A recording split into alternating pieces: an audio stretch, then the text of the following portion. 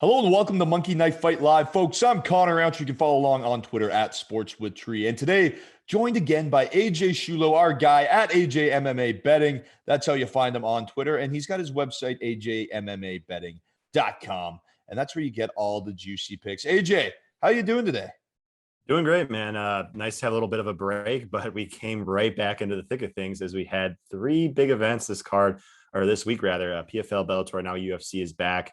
High stakes at middleweight for the main event here. Maybe the winner doesn't get a title shot right away, but certainly there's implications here. We got Darren Till fighting Derek Brunson coming up, Marvin Vettori taking on Paulo Costa. So certainly there's a lot of implications here with these bouts. And beyond that, the card's excellent and looking forward to breaking it all down from a monkey knife fight perspective.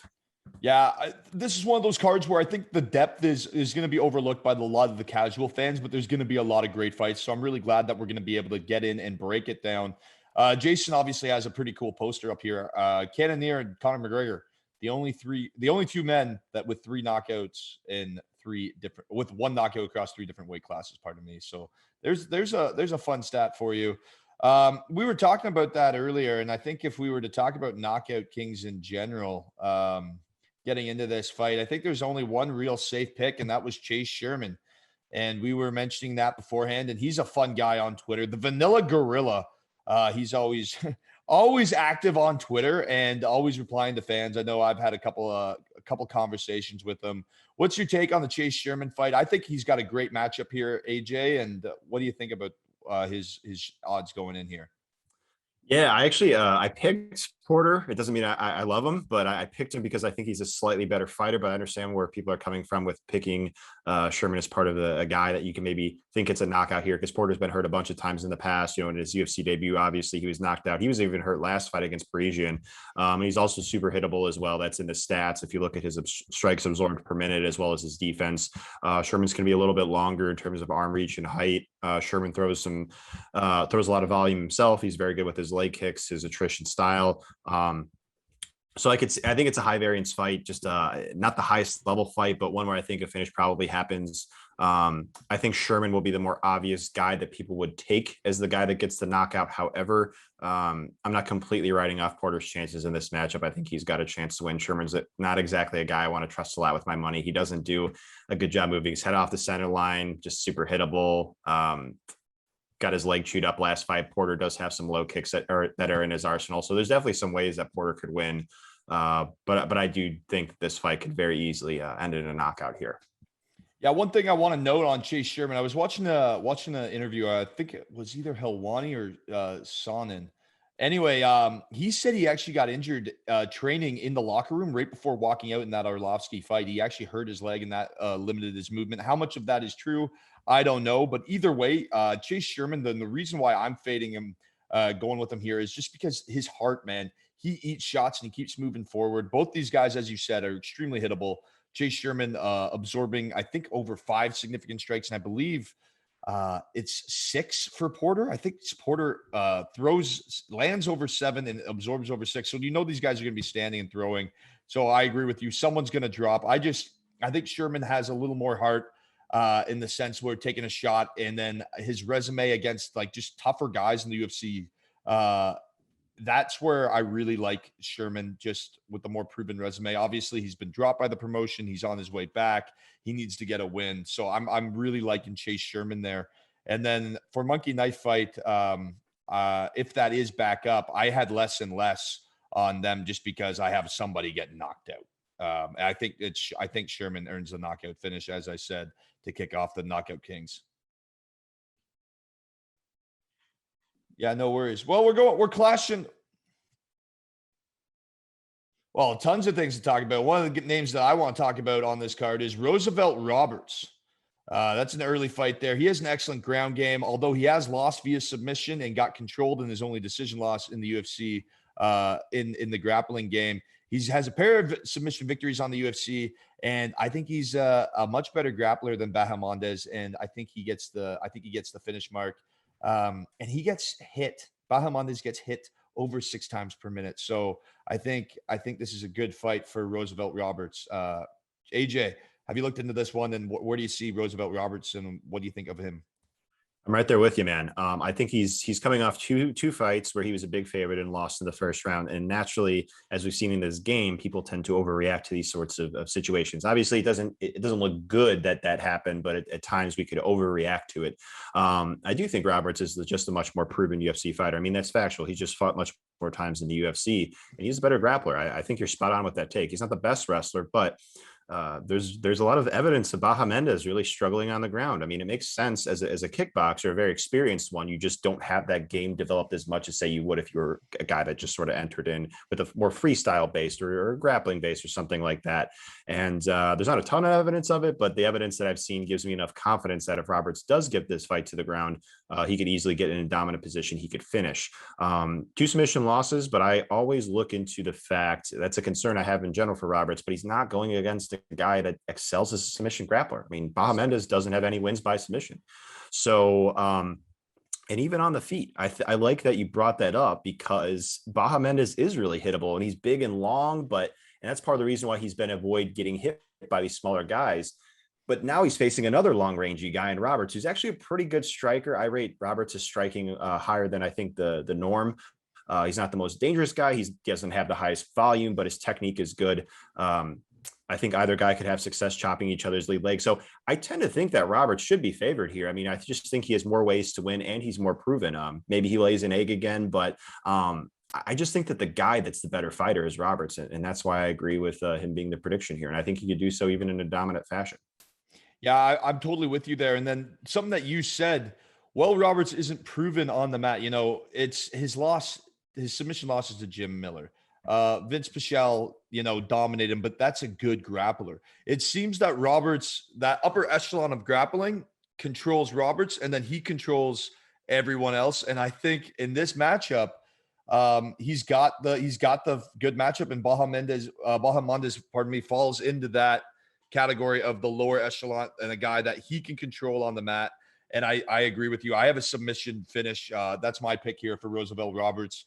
I've given Baja Mendez credit of the first round, but after that, I think if Roosevelt Roberts gets those hooks in and he keeps attacking the back and he finds success doing so, there's confidence when you find success going in as the fight goes on, right? We've seen it with other fighters and he'll keep hunting it. And that's how I kind of like this fight to go. Another fight that I wanted to talk about with you, AJ, is Bay Malecki. I'm a big fan of Bay Malecki. And this is a great fight for her. And when these girls face off later today, I think a lot of people, I think the betting line is about even right now. And I think it's going to favor like this. I think it's going to be like one of those law scales because Bay Malecki is 5'9" with a 74-inch reach. And Dozana Nunes is 5'2" with a 67-inch reach. Malecki has a tremendous output, landing over 6 significant strikes per minute. We've seen her hold her own on the ground, as we said. She's got the submission victory. We talked about it before we came on air. Nunes is making that UFC debut, so not a ton of tape on her at this upper echelon level. I don't see her winning this fight unless she clips Malecki, and I don't see that happening. So I like the Swede in this fight, and I like on Monkey Knife Fight, I actually like more on both of their strike lines, depending on where it is when we come back, because I think this fight will go to distance. Yeah, it's an interesting fight. Like, there's definitely some merit to the fact that this fight maybe ends inside the distance. I guess more so based on Nunes's rep. I mean, gosh, I watched tape on her and she's just like getting taken down, getting controlled, can't separate from the clinch, and then like her opponent just, they get through the second round. It's in the second round, and the referee stands them up, and then Nunes just charges at her opponent with the flurry and knocks him out. Like, there's only so much to take away from that. And like, yeah, it tells me she's aggressive, she's got power, but it doesn't tell me she's like a fighter that could compete in the UFC and win fights consistently. And I do have my hesitations with Malecki. She's just so green in her career. She's only 2-0. But like you said, she's just very long and rangy. The reach and height advantage should help her in the striking, where the fight should be won or lost. And she trains at the better camp, Fortis MMA. I definitely do have concerns just watching the Macedo fight, where Macedo, another fighter that was much smaller than her, was closing the distance, landing clean and hard on her at times. So yeah, I definitely agree with Malecki being the favorite. And I definitely think that there's some credence to what you said about maybe when people actually see them square off against each other, maybe we see her get as a bigger favorite, but she's not a fighter I think is overly skilled. So while I think there's definitely, some reason to think that we see the over strikes hit and this fight go to the distance where Malecki just touches her up a lot on the outside. I don't feel overly confident in Malecki's chances of winning this fight. Do you think that Nunes gets the finish? Like, because that's really what I see. What I see the same thing that you alluded to just a second ago when I was watching Nunes' tape, right? She gets dominated and then the flurry of strikes comes out and she earns the knockout. Obviously, you said Malecki is extremely green and there isn't much to watch on there because she's only 2-0. But I don't know. I don't see Nunes getting the knockout. And I think if Malecki can just secure the takedowns, if she gets in trouble on the feet and lock those in, that's just a 10-9 round, 10-9 round, 10-9 round. If she just stays on top, depending on what the judges are doing, you never know. But how do you see that one going, AJ? Because if you do like Nunes, what do you see Nunes' path to victory being? Well, yeah, I think Nunes, for her to win, she's got to get in the pocket consistently and then just do damage with her hands. I think she possesses more power. But the thing with Malecki is she is long and rangy, but kind of like Baja Mendes, she doesn't leverage her length that well. She doesn't have good footwork. She's not particularly fast or explosive. As you said, she's very green, right? There's not a lot of experience, and a lot of that footwork and timing and movement comes with time. And at 2-0, she's not going to have that. So yeah, I totally see that. Sorry, continue on, AJ. I had to allude to that because you're spot on. Thanks. Yeah, no, but the thing when I watch Nunes fight is she's just one of them women that will just fearlessly walk forward. So there's definitely some chance that if Nunes wants to close the distance, that she can rather easily. Whereas, like, we'll get into the main event with Cannonier and Gaslum. When Gaslum wants to close the distance, he's going to be running into some big shots against the longer Cannonier. So in theory, Nunes doesn't have as big of a threat upon entry. And so that's what kind of makes her live to touch up Malecki on the inside, similar to what Macedo did. But I generally do agree with Malecki being the favorite. I just feel like I could trust her a little bit more. So those are my thoughts in a nutshell. Well, we got the contest back up on Monkey Knife Fight. So can we look at that one, Jason? Can you just pull up the Bay Malecki and Josina Nunes fight and see where the line is right now with their strikes? Yeah, it looks like we have all day prelim in Maine. That's on but it doesn't look like we have like the individual just yet. I got note from our product, just like a little quick little update just from our product team for anybody who's trying to do this live and wants to get out of the picks. They had to wipe some configurations and refresh, and that's okay. That happens, no harm, no foul. And so we'll work around. I mean, this conversation's been, as a UFC fan, I love listening to both of you talk about the UFC. Which of the two fights were which of the fights did you want to bring up? They're all we've only talked about the prelims so far. We started with Roosevelt Roberts and Bay Malecki. So we'll try to find some lines for you. We got Brian Kelleher, Brian the Boom. Yeah, why don't we leave Kelleher up there? Actually, wait, maybe I can find like a big 5x5 that covers everybody, or most of them. Yeah, perfect. There we go. That's a little better, right? Yeah, there's Bay Malecki right there. 128 strike. Holy moly, that's a high line. Yeah, here I was in real time reaction. Woo. Yeah, I still like it though. I think I still like it. I'm going more and more on both those ladies. As AJ said, I think Nunes can get inside. I think she can land the shots, but I just don't see her being able to put Malecki away. And I think Malecki will be able to use that reach just to touch up and land a lot from the outside. Now, something that we did talk about, the Knockout King contest, this has to be one of the toughest cards that I've seen from any sort of betting perspective. If you're looking at the fights on Monkey Knife Fight, the fights are tight. If you're looking at the fights from a straight up money line, they're almost all even money. I think the biggest favorite on the card is a -275. So we're looking at like a pretty tight fight card here, AJ. And then for the Knockout Kings contest, let's get into it. I had Chase Sherman. We mentioned it off the top. Brian Kelleher. If he's going to win this fight, it's going to be by knockout. I think one of these guys has to go down. Domingo Pilarte he's got hands, and he's got the reach advantage, a 10-inch reach advantage. Kelleher's great at getting into the pocket and landing strikes. Someone's getting KO'd. Pilarte's been knocked out in the first round before. That's why I like Kelleher here. He's just a dog. He's got that X factor of just that heart, and just he's exciting to watch. And I think it's more of maybe I'm picking him out of fandom a bit, but I like Kelleher to get the knockout finish here. AJ, how do you see this fight going? I think I was just lagging there for a second, but I think we're all good now. I think Kelleher Can you guys hear me? Yeah, yes, you're sir. good. You're good. All Awesome. good. Yeah, like I like Kelleher. I actually think he's kind of sneaky. It has less to do with Kelleher's power and more to do with Pilardi's durability and defense. Like I hear he just has a horrendous cut down to 135, and it makes sense. He's just such a big guy, and then his defense is literally horrendous. I mean, he almost got stopped by Morales on the Contender Series. Had that, talk about saved by the bell. He was definitely saved by the bell there at end of round 1, and then we saw him against Newsome. Kelleher, he's aggressive. He throws in high volume, and he's the more comfortable boxer to me. So I like Kelleher there. Another guy is Alexandre Pantoja. I know that Royval is going to come to scrap, but he leaves a lot of openings defensively. I think just Pantoja is the more proven guy.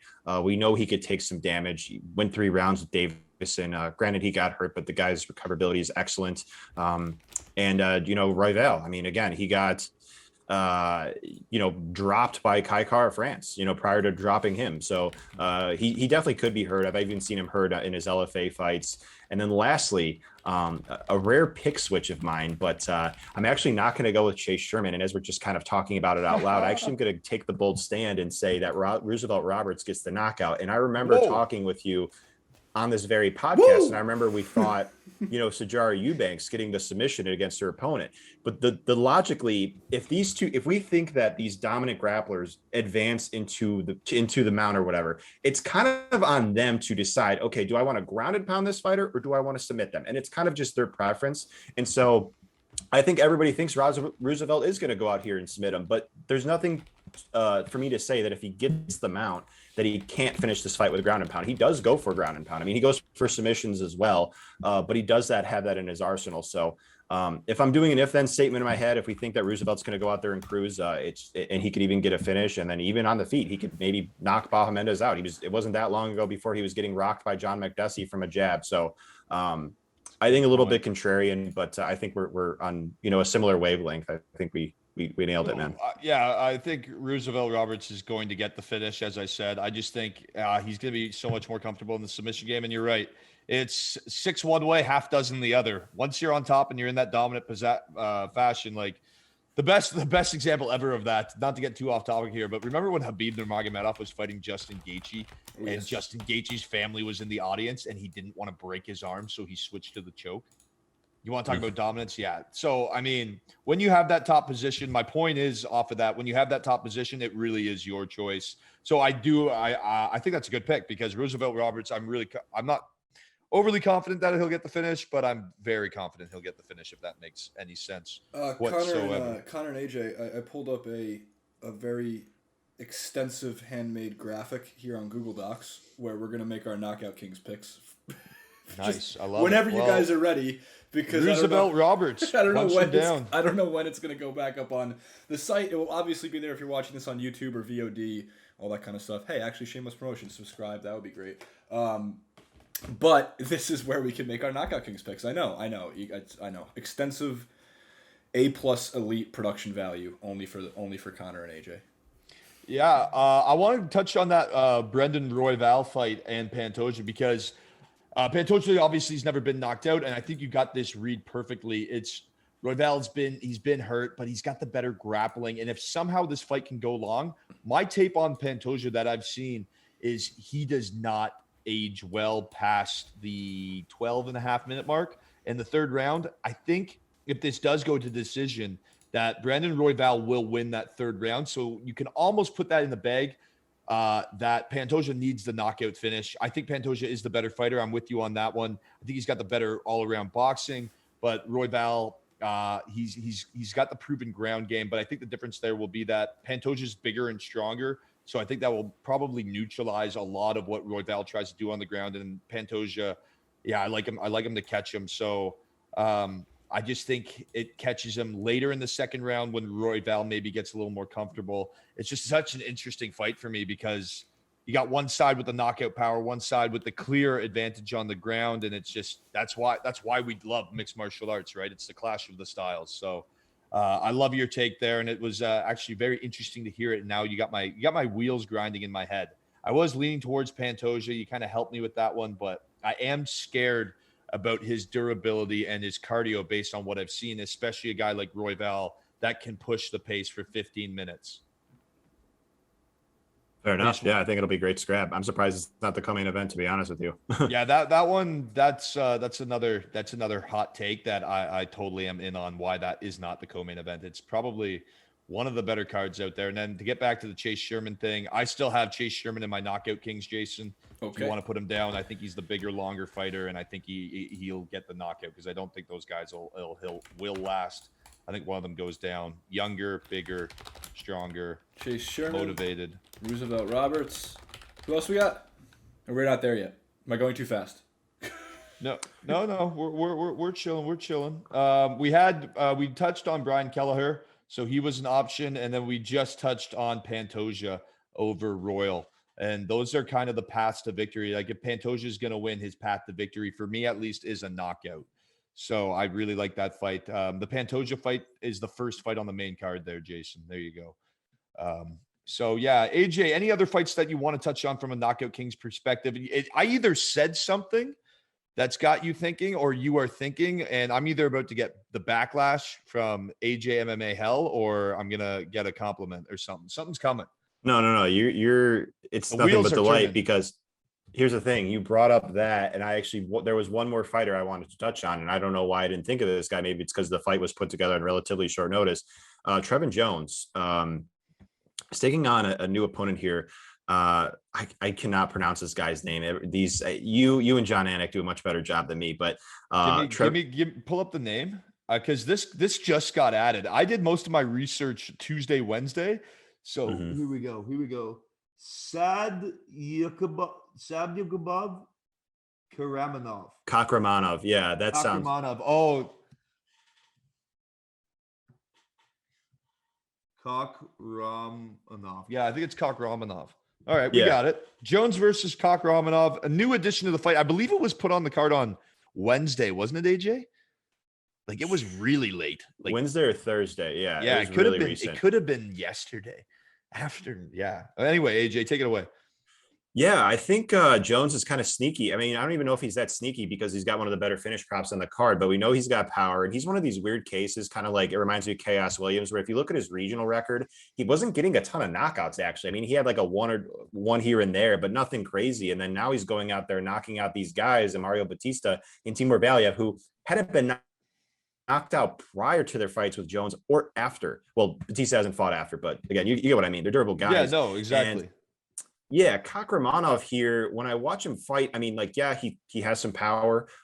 He has some fast hands, but he is really open defensively. And he has been knocked out. Granted, it was with a flying knee, but I just think with Jones being the more technical striker who counters very well, and the more prepared guy, I think there will be openings for him to land a shot. I don't think his output is tremendous, but his offense and power combined with Cockromanov's defense make me think that the knockout here is live. And I do think he's an alternate for the Knockout King, to be honest with you. I do. He was just somebody that I didn't think of initially. But now it sort of makes sense as to why he would more so be a priority for me now, rather than we brought it to light than say maybe 5-10 minutes ago. How do you see that fight playing out? Because obviously it's very new. Hardcore fans and casual fans alike probably want to just pick your brain a little bit here, AJ, because it is just put on the card, and anyone that was doing their research throughout the week, it's like, whoa, we get Trevin Jones now. And I like to watch Trevin Jones fight. As you said, he's a very technical striker. But I think he's in for a bit of a slugfest here. How do you see this one going?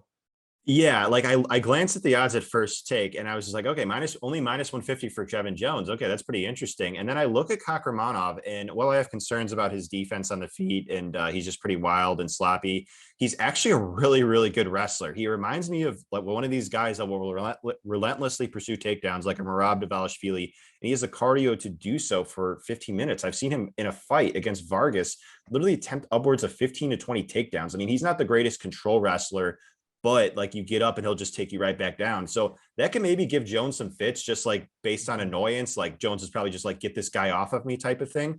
But I think Jones is the better submission grappler. I've seen Cockromanov get his back taken of all things. So I still favor Jones. He's also just obviously more prepared. I think he's a more polished fighter. But Cockromanov, he's not bad. I definitely do think he belongs.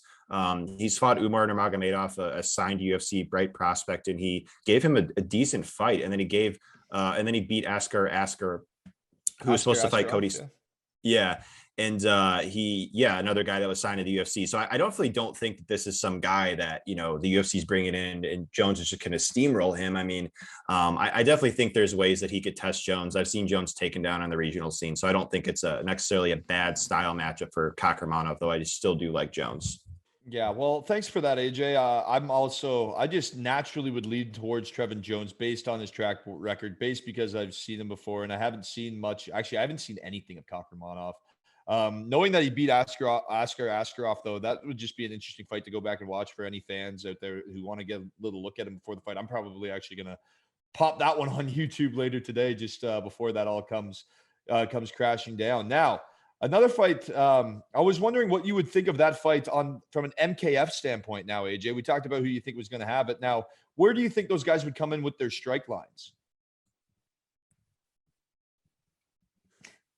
So good. For the strike count, I mean, I would actually prefer the under on both because I just feel like it's going to be Cockromanov just forcing a grinding fight where they're not exchanging a lot of punches, or it's going to be Jones just knocking him out quickly. Or in theory, Cockromanov could knock Jones out quickly. But I just don't see this fight being contested at a high pace, at least in the striking department, because of the grinding nature that Cockromanov brings and because we could easily see a knockout here. So I think that this fight could finish rather easily. I don't know if that's a sneaky take or not, but it could be that, or it could just be a 3-round grinding wrestle fight, or maybe Jones takes his back and gets the choke. But I like under on both. What say you? Yeah, I think I'm with you on that one, just based off of depending on what the lines are. I'm comfortable with the Trevin Jones in the 50 strike range. If it does go down, a lot of the little elbows and lots of little hands, lots of shots to the kidneys. And if it stays up, I think he'll get the finish. So anything below 50, I would definitely like the under on, and I feel like it's going to be right around like 38. I'm taking the less on Monkey Knife Fight for sure, depending on what the line is. Jason just went through looking, and I think that might have been part of the issue. The fight's so new that it's not even on Monkey Knife Fight yet, folks. So no worries, folks. So just hang tight on that one, but you got our analysis for it anyway. AJ and I both think it's going to be more of a grinded out fight where somebody could get clipped. So low strike counts, but I think we're both taking Trevin Jones just based off of his proven resume and the fact that he's a pretty well-rounded fighter. Now, speaking of well-rounded fighters that are fun to watch, Clay Guida. Holy moly. Is he ever fun to watch? If you pull up, Jason, if you could go on Twitter right now, the UFC put something up earlier. It's just Clay Guida burping between rounds, bleeding all over his face, just burping and apologizing to the cut man for burping in his face, just getting slapped up by his trainer, and like a girl in the front row going, like her eyes, here it is. Watch this girl's eyes. Look at that. See that? Yeah, he's just burping around. What a fun guy to watch. He's got it.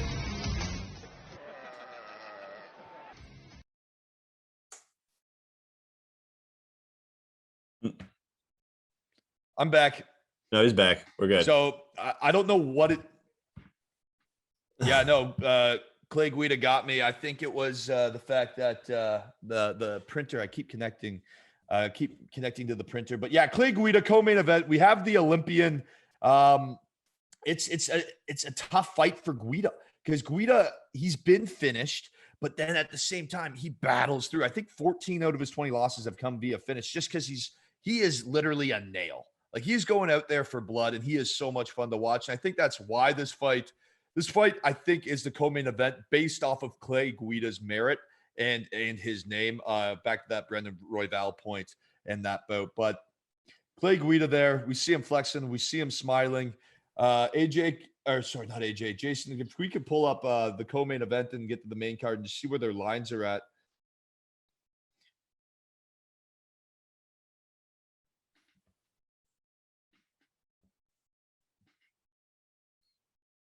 Well, let's pull up the big one and we'll just get into it. Kelvin Gastelum. So let's just finish up our co-main event here. AJ, we don't have the lines yet, but how do you see the fight playing out? We can do a little Trevin Jones action for the people at home, just kind of give them a ballpark number to look out for.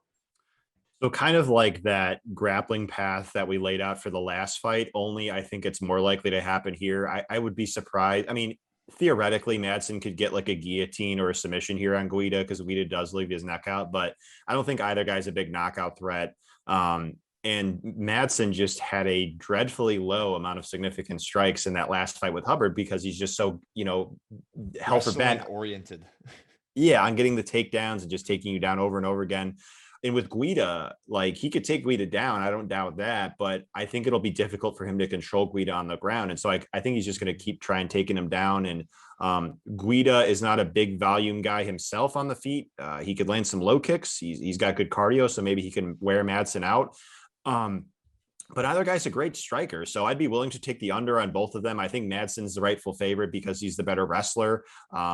He's closer to his prime. Guida's just been fighting for so long. He's 3 years older. He's 56 fights into his career. You just never know when the wheels begin to fall off. So I think Madsen definitely will get off to an early lead, and that's why he'll look like the favorite. But Guida's got the better cardio, certainly. So I definitely do see this fight being a scrap, but I do like Madsen to pull off the W here. Yeah, I think Madsen's wrestling credentials are just going to be too much for Clay Guida at the end of the day. I think Guida early on will be able to scramble to his feet. He's a strong guy, and he's been around the game, as you said, over 50 fights. I'm actually excited for it from that standpoint. I'm always excited to see Clay Guida fight, pardon me, but there is a chance that this fight could be very, very slow. Getting into the main event now, folks. Let's do it. Kelvin Gastelum, Jared Cannonier. Jared Cannonier has been on an absolute tear since moving down to middleweight until he ran into Robert Whittaker, that upper echelon of middleweight fighters. AJ, I'm just going to take a little hot take here. I think Jared Cannonier's hype train has stopped. I think Kelvin Gastelum is in that upper echelon of guys that can compete with Israel Adesanya, can compete with Darren Till, and can compete with Robert Whittaker. Those are my big three at middleweight as it is now.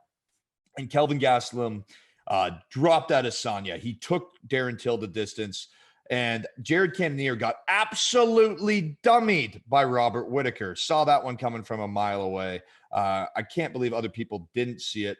Jared Cannonier had a hype train. He's got the knockout finishes. I don't see him knocking out Kelvin Gastelum. I'm sorry. I don't see it. And I see that being his only path to victory. I think he's got the reach advantage, but Kelvin Gastelum, he's good at moving in and out. And I think not being able to go 25 rounds, being 185 pounds now, carrying all that muscle mass around, I don't see him lasting into those fourth and fifth, those championship rounds and the main event rounds. And that's where I see Gastelum turning it on and getting the finish. And that's why I have Gastelum in my knockout kings, because I just think Gastelum is such a well-rounded fighter, man. And he's got so much heart. And every time he's in there, it's a fight except for Jack Hermanson. And I don't see Jared Cannonier taking him down and submitting him. So, I get Gastelum's 1-4 in his last 5, but I think Kelvin Gastelum is in that upper echelon of talent. I think he's in the upper echelon of guys that he's fought. And I think Jared Cannonier being the favorite and just talking about how much growth he's done and how he thinks he's going to, based off what I saw media day in the interviews, kind of how he's going to, I think he's underestimating Kelvin Gastelum. I think Kelvin Gastelum is going to have a very rude wake-up call for Jared Cannonier in the main event on Saturday night. AJ, how do you see it going? Yeah, I think that's a pretty sharp read by you, talking about the knockouts being overrated. I do think that's usually overrated, and that's definitely a thing you could capitalize on long term. If you say one fighter's main way to win is by knockout, but you say don't trust them to win the fight if it gets extended, like another example comes to mind is Punahele Soriano versus Brendan Allen. I mean, Soriano is pretty much knockout one or bust, and when that came to fruition, as we saw. I mean, I like Cannonier to win as far as a matchup perspective goes. I just think he's a bit sharper of a striker. The reach should help him. I think the low kicks at range could help him. But like you said, I mean, Gastelum doesn't have to worry about getting taken down here. Gastelum, Jared could take a shot, no doubt about it. But I think Gastelum's the more durable guy of the two. He's never been knocked out. He rarely gets hurt. Like at least for him, like when he does get hurt, he like recovers instantly. Yeah, it almost looks like when he gets rocked, he takes a step forward, eats another shot, and it puts his brain like back on wavelength. It's kind of almost like a Justin Gaethje bobblehead vibe before Gaethje started to really take that next level. If you understand where I'm going with that. If you don't, then I'm just out to lunch. Yeah, he doesn't do the best job moving his head, Gastelum. I think that Cannonier is a bit more defensively sound with head movement and blocking with his arms. But I actually like both overs here, and it's a contrarian take, I think, because both guys are generally They definitely both have power in their hands. I could see either guy hurting the other in theory, but I tend to think that durability prevails. And I just think this fight will be contested at a reasonably high pace. I mean, Gaslum's going to have to close the distance. And when that happens, he's going to be touched up with Cannonier straight punches on the inside. And then it'll be on Gaslum to do damage in the pocket. And he can win the fight that way. I do think that Gaslum has more knockout upside. It's pretty crazy to think or to see rather that it's making it out to be from a public perspective that Cannonier's got the more knockout upside. And I think that is a recency bias thing because he has more knockouts as of late. Well, it's this hype train, right?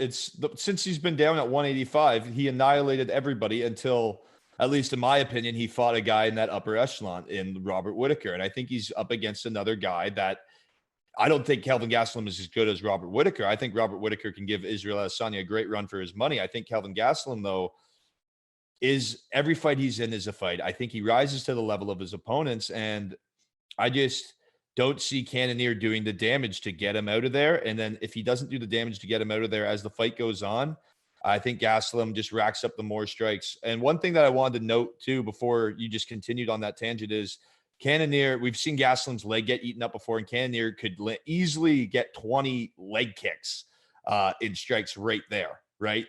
I mean, we talk about his hands, and I think a lot of the public too is just overlooking how much damage and actually how technically sound Jared Cannonier is. I'm not trying to take anything away from Cannonier. Like, he's a very sound, smart fighter. I just think Gaslum's the better of the two, point blank. Yeah, that's fair. I mean, I don't think, even though I'm favoring Cannonier, it's not as if I can't see Gaslum winning. I think it's a very competitive fight. I mean, could go either way. So yeah, I think that, well, and the other interesting intangible is just Cannonier's 37. And I mean, yeah, this is arguably the best form of his career, but now back-to-back fights where he had torn pectoral and now a broken arm coming off the Whittaker fight. So like, from an intangibles perspective, Gaslum's got a little bit more upside, being a little bit more youthful, not as injury prone as of late. Like, there's definitely some merit to seeing Gaslum come out here and make a statement, especially because he really needs a win here, I think. Yeah, well, I think he does need the win. We mentioned it. Obviously, the loss to Jack Hermanson inside the first round doesn't look good. Cannonier's hype train. Both these guys need to get a win to get back into that title conversation at middleweight. It's going to be an awesome fight. AJ, I'm with you on the more there. I think these guys are going to stand and bang. I think it's going to go long. But as I said, I like Kelvin Gastelum in my knockout kings in the 4th or the 5th round when Cannonier we've never seen him go that long. We've seen Gastelum go that long and be effective. I believe he dropped Izzy in the 4th round or the 3rd round. So he still keeps that power later into the fights. AJ, any last thoughts on this UFC Vegas 34 card, or any last thoughts in the MMA community in general before we go? I mean, yeah, we got Bellator tonight, UFC on Saturday. Super thrilled to be a fight fan, and it'll be a good time to just get right back into the swing of things with our fight nights here. We got a couple cards here back to back. We got a little bit of a break in there, but it's nice to have UFC back. I missed you, AJ. I missed you too, man. I missed you a lot. I missed Jason as well. It was a bad. I don't miss Jason. It was a bad week. we go back at it, folks. He's AJ Schullo from AJ MMA Betting. You can find him on Twitter with that handle, folks, at AJ MMA Betting, and you can head over to his website at AJMMABetting.com. Pardon me, just one AJ MMA. There it is, not two AJs. Folks, I'm Connor Rowntree at Sports with Tree is how you can find me. Monkey Knife Fight Live. We'll see you again next week, and remember to hit it hard.